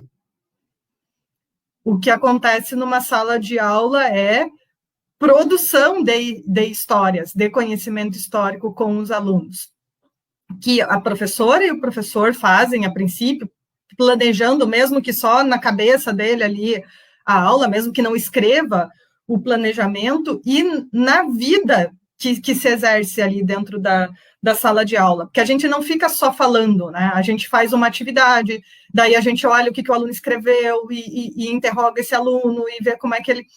Então, a coisa ali é muito diferente. Então, eu acho que é ali que a gente tem essa diferença, né? E eu não sei se a gente tem que competir, eu tenho muitas dúvidas sobre isso, em achar que na sala de aula a gente tem que ser tão divertido quanto. A meu ver, o lúdico dentro da sala de aula, eu gosto de pensar a partir do Snider, do George Snider, ele escreveu um livro sobre isso, que parece título de livro de autoajuda, mas não chama Alunos Felizes, a Alegria na Escola. E ele foi mapeando aonde que ele conseguia localizar em biografias, autobiografias, em alguns romances históricos, quando as pessoas falavam das experiências delas em sala de aula, onde é que elas viam a alegria. E muitas vezes a alegria estava em entender um negócio, em sacar. Quando aquele aluno diz assim, sabe, professora, que eu nunca tinha pensado nisso, mas é verdade, assim, sabe? Então, esse é o momento da mágica da vida na escola. Eu acho que a gente não precisa se preocupar em tentar imitar o que eles fazem, mas talvez trazer o vídeo deles, mesmo o pior de todos, dependendo da tua turma, é bom avaliar isso, se vai funcionar mesmo, porque às vezes eles vão comprar lá a visão dos caras e não vão te escutar, né? Então, cuidado, mas trazer o trechinho e dizer assim, olha o que esse cara falou, vamos ler o mesmo trecho do livro didático e ver esse trechinho aqui que o Hobsbawm escreveu. E vamos pensar sobre isso, né? O que essas 3 versões aqui estão falando. E a gente pode escutar o que os meninos estão falando. E isso os caras não conseguem fazer. Então, acho que aí a gente tem um lugar de poder, assim, que a gente não pode deixar de pensar nele, né? Como um bom lugar para nós. Ótimas reflexões, assim, o pessoal aqui no chat acompanhando e batendo palma para vocês, né? Acompanham as palmas, porque acho que são questões, né, que estão no nosso dia a dia, né?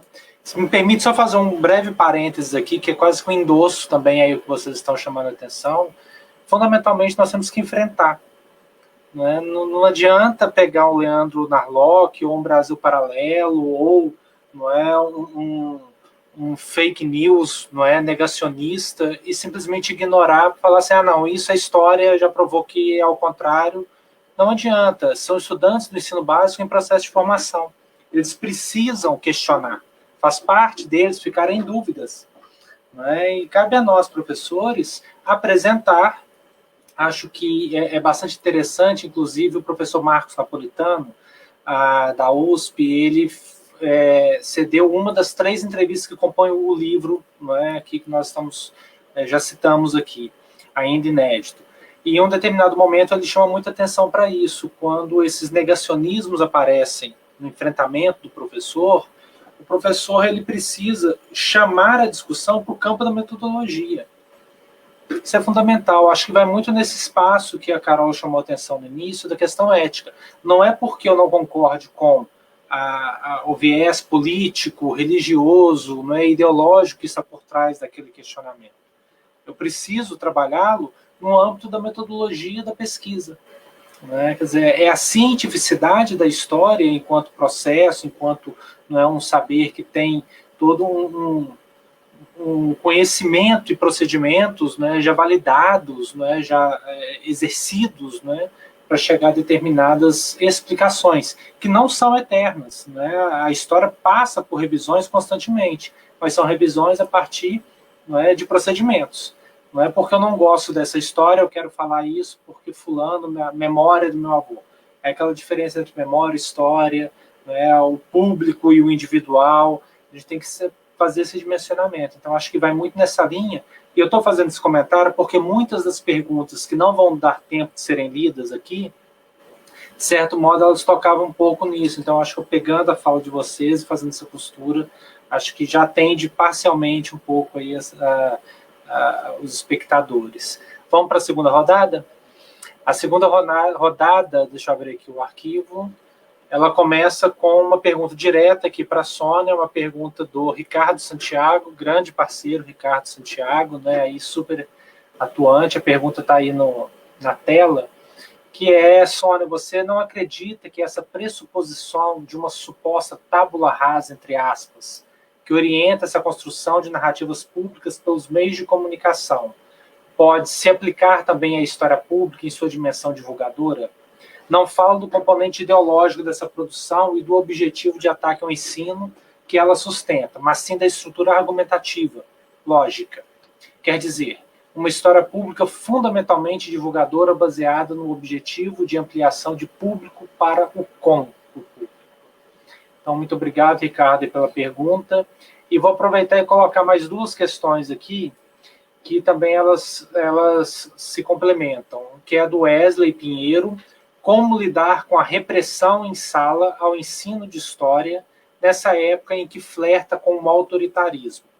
E a Eronilda Feitosa, ela também coloca, meu questionamento parece muito com o do Wesley Pinheiro, e complemento, e em tempos de aulas remotas.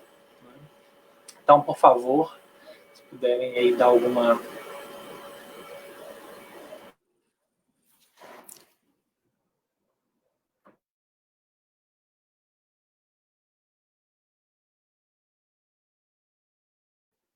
Perdão. Bom, eu acho que a gente tem aí, Ricardo, um grande abraço, né, querido aí da História Pública, um amigo. Eu acho que essa é um desafio fundamental, né? Os caminhos da ampliação do público para a história, né? Essa ideia de com o público e para o público. Isso sempre vai ser uma coisa bastante problemática, e eu estava lembrando, essa semana, a gente teve aí alguns diálogos, né, alguns debates sobre até onde a divulgação da história pode se servir nesse espaço público, ou quais os caminhos que a gente pode efetivamente realizar, sem também perder essa dimensão de conhecimento que é fundamental, né? Porque, como tanto Caroline como você, Rodrigo, chamou a atenção, essa dimensão do conhecimento, a gente meio que tem que resguardar toda a força, porque nós estamos vivendo esse momento de desqualificação desse saber, né, efetivamente. E se pôr ao público, e se pôr ao mundo a correr riscos, né, vários riscos, né, eu já estava falando mesmo com a turma do Prof. História, e nós conversávamos justamente sobre isso, né, do quão é difícil o estabelecimento desses diálogos e de como os caminhos não existem ainda. Na verdade, entre dialogar ou não com um conteúdo de internet, com o YouTube, será que nós, historiadores, conseguimos, né, produzir tão bem esses conteúdos? Como produzir esses conteúdos para grande público, né? Como tornar esse conhecimento um conhecimento que atinja grandes audiências, mas, ao mesmo tempo, sem perder os elementos fundamentais dessa produção, né? E eu acho que, quando eu disse que a gente precisava usar, a gente precisa usar principalmente quando a gente pensa os nossos trabalhos de finalização de curso, porque nós somos muito conservadores ainda. Então, por que os alunos não podem produzir um filme, um documentário no seu TCC, né? Por que eles não podem produzir um programa de podcast que ele teorize sobre questões ali, que são questões que se sustentam em base metodológica, em base do conhecimento, formulações teóricas, mas que, ao mesmo tempo, possa atender às demandas da academia, que é de um conhecimento científico sustentado, mas que consiga dialogar com o grande público. Então, eu sempre bato que esse é um risco que nós precisamos correr. Nós vamos errar muito, nós vamos fazer bobagem muitas vezes, porque nesse exercício de adentrar nos mares nunca dantes navegados, né, nós corremos o risco, como diria o poeta, navegar é preciso, viver não é preciso, né? Então, não é preciso, não há nada garantido. Mas esse exercício de dialogar com o grande público, de construir estratégias, inclusive, que nós consigamos nos apropriar desses elementos estabelecidos de outros campos, pode ser a arma fundamental para nós mudarmos e para nós também atingirmos aquele público que a gente considera que está perdendo. Porque existe uma questão fundamental, nós estamos perdendo público. Outras pessoas, isso é ruim para o nosso ego, não é uma questão de ego, é uma questão da maneira dos usos da história na cena pública. Isso é muito grave.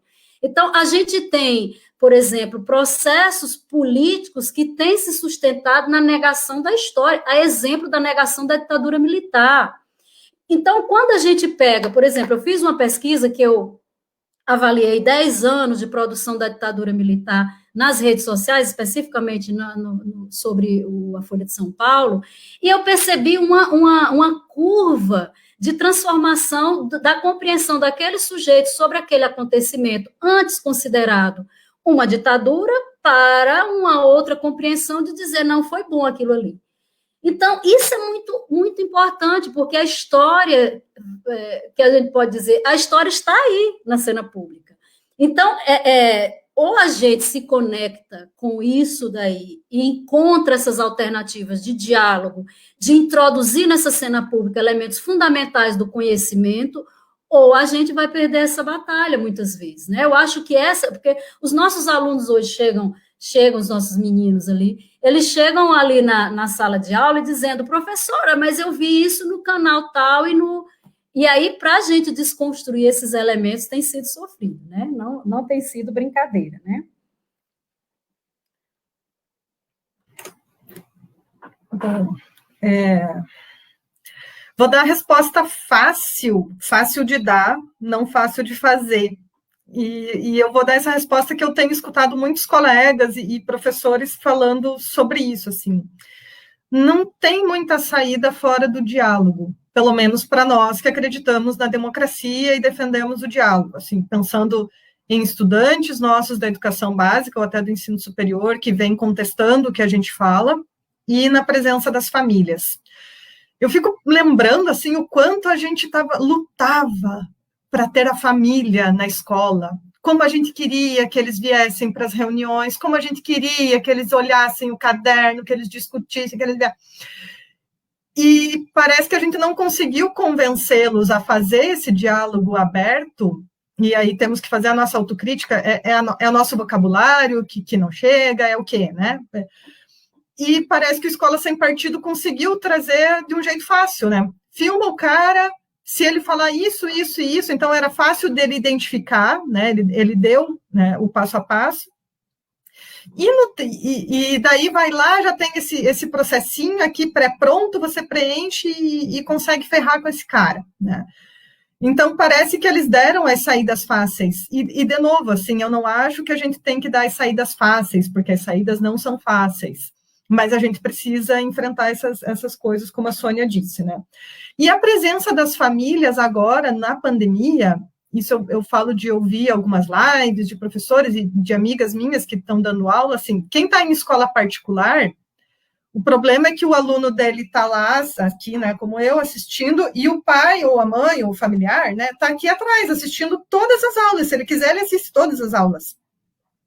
Então, essa sondagem, né, do trabalho do professor se radicalizou de um jeito, assim, impressionante, que a gente nunca imaginava que ia acontecer, né? Mesmo quando se cogitava colocar câmera em sala de aula, que tinha colégio cogitando, acho que alguns até têm,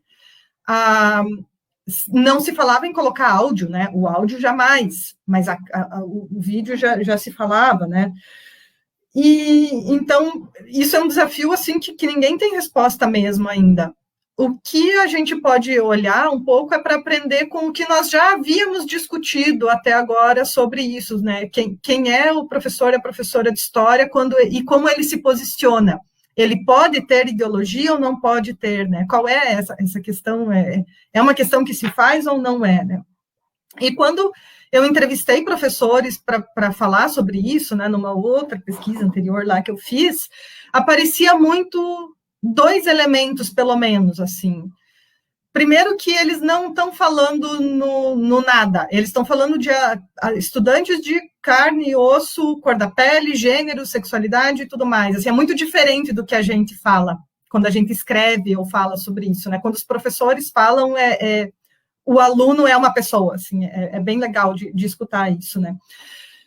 Segundo, e existe muito respeito em relação a esse aluno, e um respeito num sentido muito freiriano. Quer dizer, eu vou ouvir o teu ponto de vista vai ser respeitado, e justamente por ser respeitado é que se ele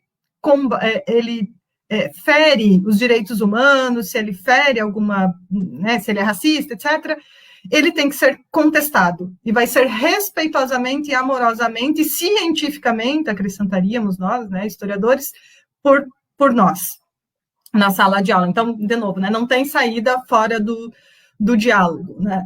E os professores, então, falam disso e falam assim, que eles são muito prudentes quando eles tratam de questões sensíveis dentro da sala de aula. Eles não deixam de falar, mas eles falam ouvindo. Eu acho que é por aí um pouco essa ideia. Assim, talvez a gente precise começar a exercitar isso nesses cenários virtuais também agora, com os professores que estão podendo falar com as famílias, entrar em contato com elas e ouvir também os alunos. Acho que era isso, Rodrigo. Bem, concordo também, acho que muito importante, acompanhando aqui o chat, muita gente parabenizando, né, muitas pessoas aqui participando, Bruno Fagundes, Michel Kubelinski, Luiz Serri, quer dizer, muita gente participando aqui conosco. Nós estamos com 1h30 de live, 1h28. Nós temos um monte de questões, eu tinha preparado um terceiro bloco. Vou perguntar para vocês se vocês topam fazer esse terceiro bloco de uma forma breve para a gente fechar, não é? Ou acho que não dá mais, já está muito cansado, porque a gente tem que entender que essa interface do computador sentado é bem desgastante também. Acho que esse é um dos pontos que a Carol está chamando a atenção, né? O repensar do fazer docente, né? Como que está sendo esse processo. Pode ser? Pode ser? Então, vou fazer aqui a leitura.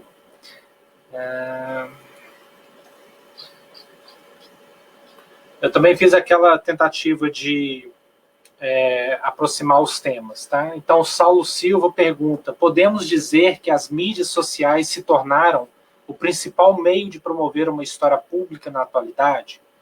E a Vitória Barros coloca: de quais formas podemos efetivamente combater narrativas históricas que não se baseiam em fatos e trazer à luz essas memórias que gostariam de apagar?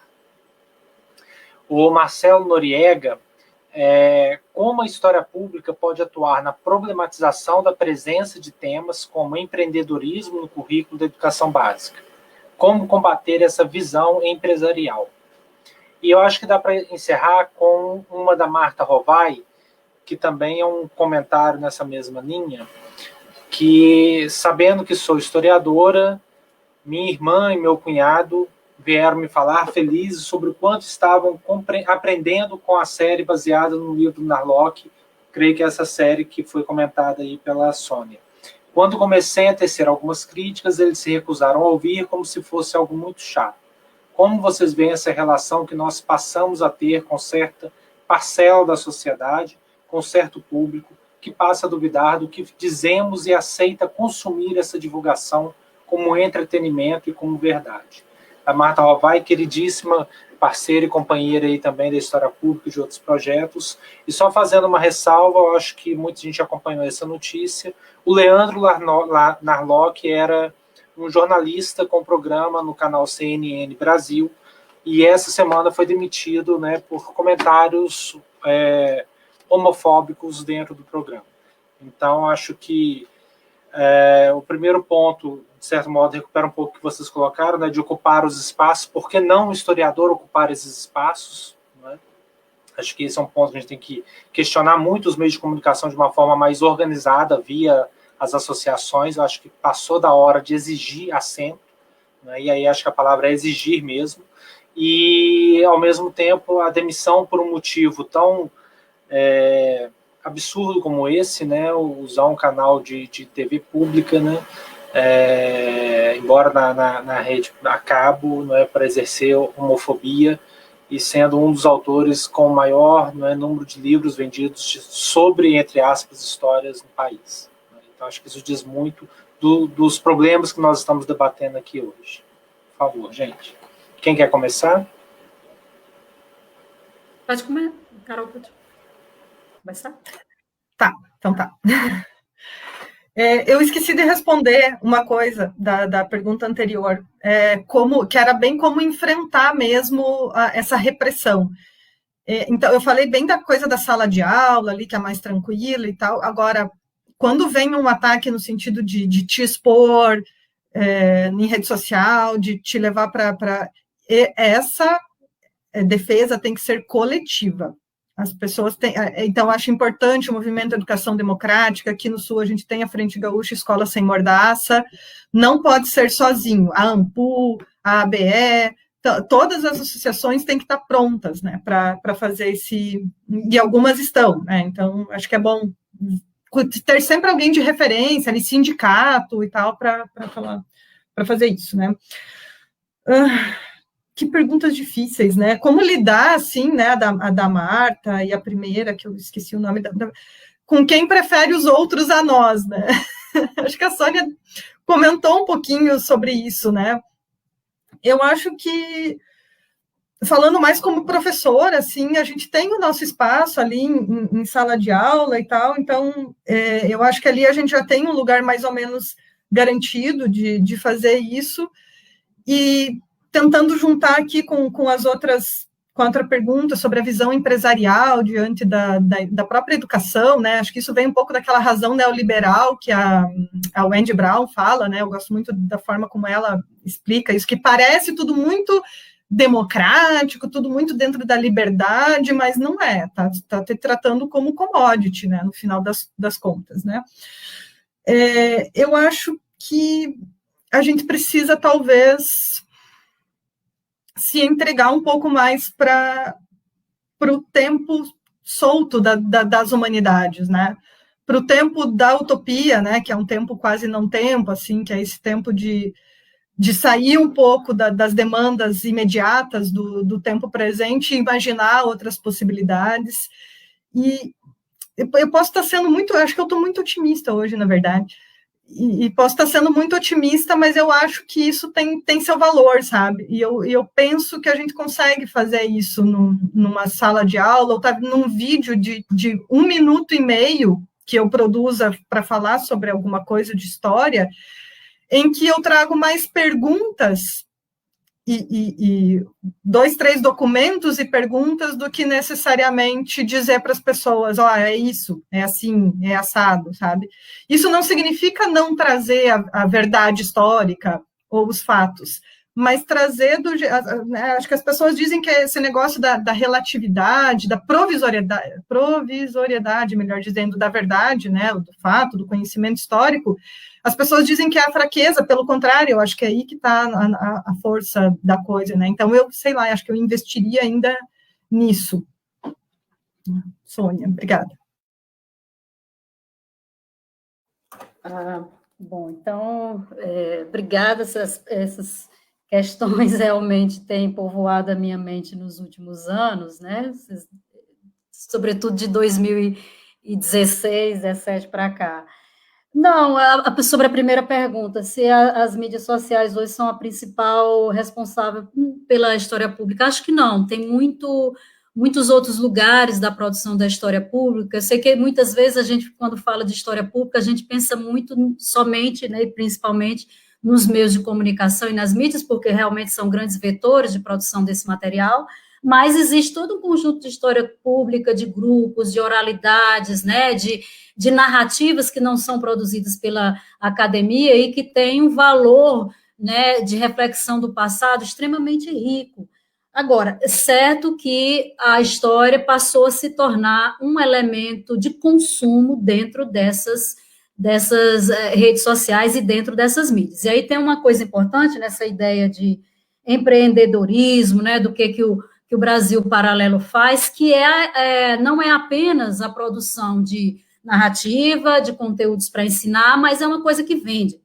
Desde dessa virada, né, que eu comecei a mencionar ali no início dos anos 2000, uma coisa ficou bastante clara: vender história dá dinheiro.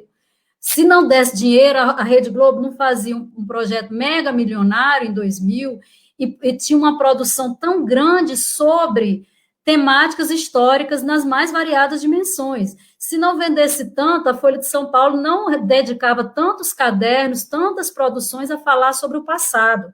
O passado se tornou um elemento de consumo e que é muito importante para essa sociedade, né?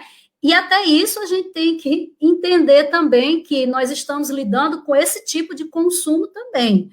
Um consumo que tem por base essa produção econômica, essa disputa de grupos políticos, mas que também geram renda e muita grana, né, para esse material, para esses materiais.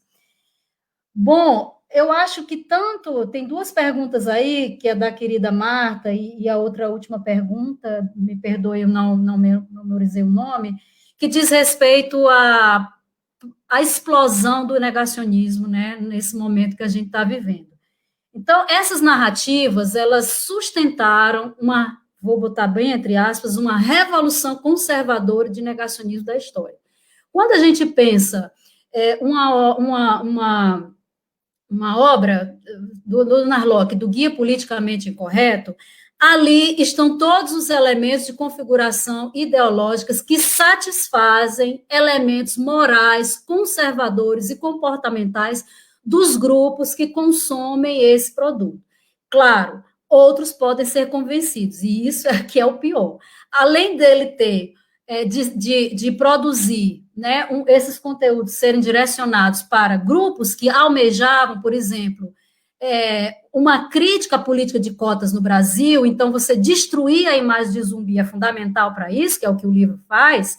Ele faz chacota com zumbi, desqualifica o personagem. Então, além de você ceder essa ânsia, essa ânsia ideológica de desconstrução desses sujeitos que são muito importantes para a mudança histórica que a gente assistiu nos últimos 30 anos, eles ainda alimentaram essa sanha negacionista que nós estamos assistindo hoje. Então, é um movimento que no Brasil, esse conceito de negação, praticamente a gente só viu emergir na cena pública a partir dos anos 90.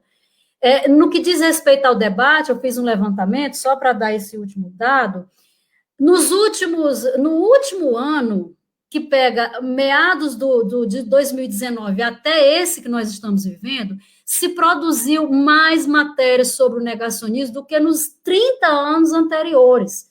Então, eu fiz um levantamento, por exemplo, rápido na Folha de São Paulo, até o começo de 2019 foram 74 matérias.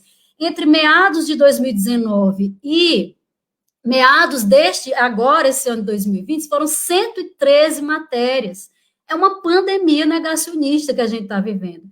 E aí, a querida Marta, que eu sei que é uma pessoa tão sensível e muito delicada, eu sempre fico pensando, vendo tudo isso, Marta, porque eu também, todos nós já passamos e enfrentamos isso, né? Eu acho que algumas batalhas temporariamente estão perdidas, embora eu seja otimista também, porque eu acho que nunca se falou tanto de história, talvez essa sociedade ela precisa experimentar e apacentar muita coisa, né? Porque nós não conseguimos conversar com as pessoas. Por mais que a gente tente chegar até elas e argumentar, há uma reação como se estabelecesse um muro de não querer ouvir. Então, eu acho que a gente tem, sim, que produzir esse nosso caminho de diálogo. Acho que Juniele, na última mesa que eu participei com ela, disse uma coisa que é fundamental, essa história compartilhada, né? E compartilhar no sentido muito positivo, não no sentido do compartilhamento automático das redes sociais, mas no sentido da partilha, compartilhe. Eu acho que mais do que nunca, nós não podemos mais fazer histórias sozinhos, né? Produzir ou pensar sozinhos, assim. É muito solitário, por muito tempo, a pesquisa histórica, o fazer histórico, a reflexão dos conteúdos vindo daqui do nosso campo, é muito sozinha, a gente senta e nos acostumamos a ficar isolados nas nossas fontes, mas nós precisamos entender o sentido da rede mesmo, né? E no sentido pleno desse compartilhamento de angústias, de novas ideias, de novos resultados. Então, eu acho que talvez, se houver algum antídoto, pelo menos para a gente começar a longo prazo, seja essa partilha, né? Seja essa troca. E, assim, que interessante, né? Vejam que nós estamos exatamente agora numa rede social, produzindo um diálogo fundamental, importante, com tantas questões importantes sobre o ensino. Portanto, nós estamos usando esse espaço, que é feito muitas vezes para disseminar o ódio, para disseminar conhecimento, né? Eu acho que esse exercício, que ele não se perda, que ele não fique perdido somente ou relegado a esse momento que nos tornou, que precisou que nos tornássemos criativos, mas que ele avance para outros momentos, né? A partir daqui. Obrigada. Sônia, Caroline, sem palavras para agradecer esse momento de final de tarde, né, início de noite que vocês proporcionaram, né, para a gente aqui. Acho que foi muito gratificante. O feedback aqui das pessoas é muito positivo nesse sentido. Acho que foram reflexões e temas muito espinhosos, né? Acho que muitas das questões que vocês trazem já estavam sendo vivenciadas, né, no cotidiano da sala de aula, mas que tem se agravado bastante. O Luiz Serre comenta aqui que pandemia negacionista é a melhor expressão para definir esse momento. Acho que a Sônia tem muita razão nisso. Lembrando que houve uma vitória, né, do grupo ultraconservador, né, ultradireitista na Polônia, nas eleições dessa semana, que já é um processo que vem de mais de 10 anos aí, né? Então acho que isso é bem emblemático, né? Essa onda negacionista infelizmente não é uma exclusividade brasileira, né? Ela é uma onda global também, e nos coloca muitas questões. Vou fazer o encerramento, deixo aberto o microfone caso vocês queiram fazer alguma consideração final, mas só para agradecer mesmo, em nome do Laboratório de Ensino de História, né, a professora Miriam Hermeto, que nos acompanhou aqui nos bastidores. Tá? Muitíssimo obrigado mesmo, muito feliz pelo duplo convite, né, aceitar o duplo convite, participar da revista e do livro, e agora nessa live, né, nessa mesa virtual aqui desse ciclo debate. Tá? Agradecemos muito mesmo, muito bom contar com a parceria, e não é necessariamente ser um otimista, mas ser um realista e eu vejo como a realidade é o diálogo, né? É a parceria, é o trabalho junto. Sozinhos não iremos avançar muito mesmo, não. Né? Temos que estar juntos, estabelecendo essas redes com base em muita crítica, em muita ciência, em muita reflexão, em muito pensamento livre, em muito pensamento com cultura, com arte, com alegria. Essa onda de sombras há de passar breve. E deixo aqui já o convite para o nosso próximo Lé Convida, da próxima semana, terça-feira. Será também uma mesa bastante bacana, assim, com o João Carlos Escotegui Filho, aqui do Instituto Federal do Rio de Janeiro, e com o colega da Caroline, lá na Universidade Federal do Rio Grande do Sul, que é o Fernando Nicolazzi, e o tema também é um tema bastante bacana, vai ser regimes historiográficos e recepção, sobre a história, e essa mesa ela será intermediada pela professora Ana Mauad, aqui da UF. Tá? Então, fiquem todos em paz, acompanhem aí as publicações pelo Facebook do Laboratório de Ensino de História. Caroline, Sônia, mais uma vez, muitíssimo obrigado. Se quiserem fazer um comentário final, fiquem à vontade. Só agradecer. Obrigada para todo mundo, muito bem. Obrigada, e obrigada ao pessoal que esteve aí com a gente até agora. Maravilha de debate. Muito bom, muito obrigado. Um abraço a todos aí que participaram, nos acompanhou até o momento. Até a próxima, gente. Vamos em paz. Tchau. Tchau, Sônia. Tchau, Rodrigo. Beijo. Tchau, um abraço.